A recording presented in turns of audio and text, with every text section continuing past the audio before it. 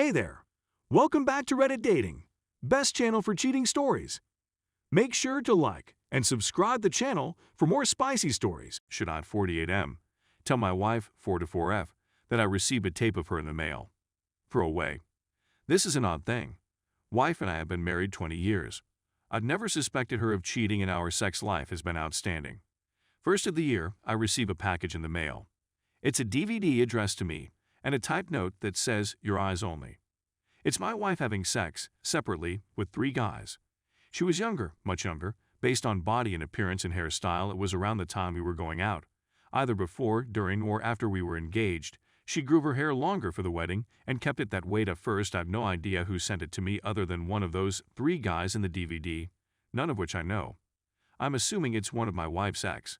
Second, I've no idea why they sent it. Are they trying to say she was screwing around on me? The tape isn't time-stamped, so I don't have a frame of reference. She kept her hair short for years, until we were engaged, so it could have been during a block of time, certainly before we dated. And also, what are they trying to achieve if this was taken before we dated? I know my wife had other partners. Hell, I had 3 times the partners she did before we married, but that was 20 years ago. I think we're past that. But apparently this person or persons isn't. The whole thing is strange. I'm not sure what's going on. I haven't told my wife. I'm not sure how she would take it. She's very sexual and adventurous, but don't think she'd like the idea of her past catching up to her. But I don't think I'll get to the bottom of this unless I tell her. Edit. Update. I'm overwhelmed by the responses. Thank you for your interest. I did speak to my wife yesterday afternoon. Some mentioned letting her watch it in private, and I gave her that option. She did, and we talked at length. Some of it is a bit clearer now. The 2 amateur-looking videos are 2 roommates, taken on the same night.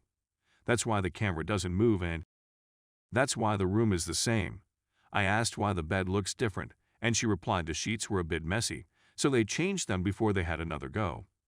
The other is a boyfriend she dated when her and I met, before we actually started dating. She knows this man is friends with one of the before-mentioned roommates, and thinks it's him who got the 3 videos together and sent them to us. Why she admits that last summer he tried connecting with her on Facebook. When she did, he tried to make it sexual again, so she stopped. She thinks he sent the DVD to cause an issue with us. For the first time, I now have doubts. Her answers are logical but seem a bit off to me. And honestly, I may be just upset that she did 2 guys in one night. I know it was 20 years ago, but that's still hard to take. Call me shallow if you want. Also, she didn't seem shaken by the DVD or the fact I had it, merely irritated that this person sent it. I had the idea she rather I didn't have it, but now that I did, oh well. It still leaves many questions unanswered, such as why the tapes are from 96-97 and the DVD was made in 2013, but I'm just getting it now. That may be minor, but it may be everything.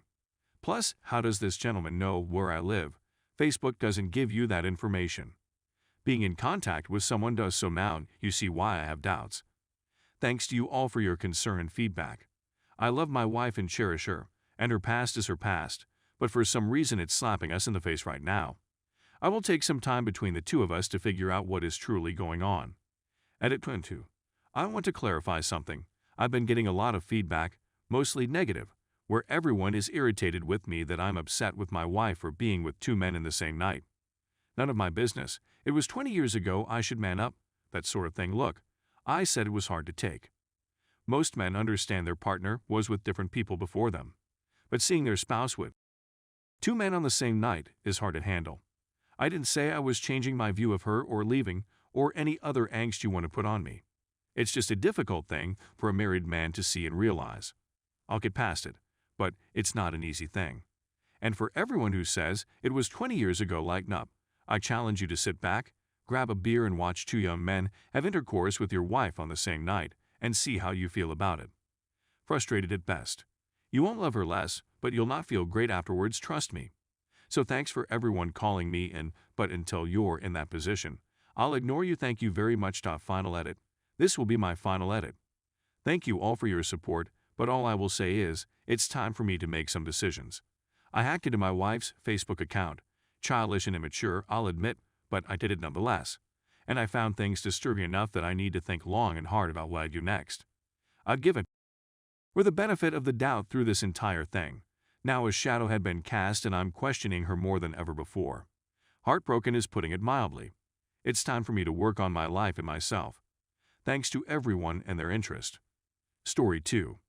I, 24M, have to decide whether or not to abandon my mother because of my toxic sister, and it's so heartbreaking. TLDR, at bottom the story is basically that I have a sister with untreated borderline personality disorder who will not get treatment, who is easily the most toxic person I've ever met. I never knew much about her until I was in 9th grade, and she and her husband broke up, so she came to live with us for around a year before finding another boyfriend. That year was easily the worst year of my life, with non-stop fighting between my mom, who I now support and who lives with me, and my sister. The police were called tens to hundreds of times that year because we were genuinely scared that she would kill someone due to her rages. In 2014, my mom and I moved to another state to get away from my sister, and my mom let my sister live in the house I grew up in. Fast forward 7 years, my sister's boyfriend committed suicide. To be fair, he also had a lot of mental health issues. She lives alone, and the house is now in such bad condition that the homeowners association is coming after me and demanding me to have the house demolished. I was in college up until last year, so I really couldn't help with maintenance at all, or I would have. I am not legally the owner as I never had the house transferred to my name, but it would go to me if it went through probate. I grew up in extreme poverty, but went to a top 50 university with only about $8K in student debt, and now have a salary of around $90K, plus my mom's income about $10K/year helps as well. My sister receives something like $700/month in disability, so she can't pay anything towards this, or very little. The ideal solution to this for me would be for me to put another mobile home on the property. However, the HOA will only accept ones with shingled roofs and vinyl/wood siding Akanur ones, which costs a lot more. Mobile home movers are also backed up, so even if I find an existing one at a cheaper price, there's no guarantee that I can actually have it moved. I'm happy to spend in the $10K–40K range on this as I already live very frugally and have saved up around $25K already despite just graduating last year. Plus I got promoted, so my salary is higher now than what it was last year. But it's looking like the project will end up costing upwards of $70–100K, and I'll end up having to get a mortgage if I don't want my sister living with us. This leaves me with a few options. 1. Somehow find a cheap mobile home that can be moved, or land with a trailer or something. Spend something like $25K–40K and have it paid off within a year or two. This is the ideal option for me.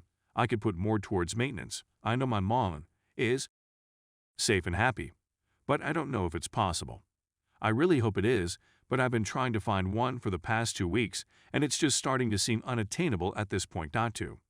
Suck it up, get a chattel mortgage, and feel secure knowing my mom and sister have separate places to live, but be out $1,500+ per month for probably 15 years.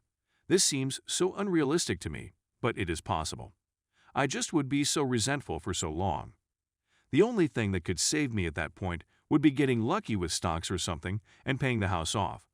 This is honestly probably the worst option, but I could survive just fine this way. I could still save about $600/700 per month, in fact, since I already live very frugally. 3. Just live with my mom and sister together until my sister finds government housing. I can find a cheap mobile home or something else, which would possibly be years. My sister is #1 on the waitlist for a public housing complex in her area, but has been on the waitlist since her fiancé died in 2019. There's no telling when she'll actually be able to move out. I have no idea how I would handle it this time around. I was 14 the first time and was very mentally unstable myself, but have done a lot of work on myself, so I may be able to handle it better. But I honestly think I would end up leaving anyway. 4. Leave and let my mom and sister fend for themselves. I italicize this, because I feel like that's probably what I need to do at this point. My mom won't let my sister go homeless. She will invite her to live with us, and I don't think I can deal with that again. The only thing I can do is leave, but I will feel awful for my mom. She went through such horrible things growing up, and I was finally able to give her a secure, peaceful life. She said that the past 7 years with me have been the best of her life, and a lot of her issues like panic attacks and insomnia have gone away completely. If I leave, I don't even know how much longer my mom would stay alive. I was suicidal by the end of my time living with my sister, which was only a year. And without me, I don't know what my mom would do. She 100% relies on me and is 70 years old, can barely walk or do anything without my help, and might not survive very long without me. I have a lot of resentment for my mom, and have already sacrificed a lot to take care of her. I'm gay and never told her about my sexuality, and seriously limited my romantic/sexual experiences because of living with her. What happens if I seriously date someone? It would be too complicated with my situation. I'm agnostic/atheist and pretend to be Christian around her, and there are many other things I hide from her and sacrifice to avoid her feeling disappointed. My mom isn't abusive, I just don't want to show my true self around her because it makes things easier. If I left, I could finally be myself and have a normal life if I left, but again, I would just feel so terrible. I hope to give her a good experience at the end of her life, but it's also true that she made bad choices throughout her life and should probably deal with the consequences herself. It just, again, is so heartbreaking, and I don't know what to do at this point. Money is very important to me now, as, like I said, I grew up in extreme poverty, and I hope to be wealthy one day. Before this situation happened, I saved over $2,000 a month. I pay the rent, but my apartment is cheap. So I could very quickly and easily become wealthy, and I don't feel like I should sacrifice the possibility just to know that my mom is safe. I am happy to pay $1040K for this, but $7100K plus is in the life-ruining range of debt that will prevent me from ever becoming wealthy. It is such a shame, because if this happened 5 years from now, I could have easily paid for it all. But that isn't how it happened, so I don't know what to do. I talked to the president of the HOA, and he is willing to give me a little bit of extra time to figure this all out, but I feel so lost.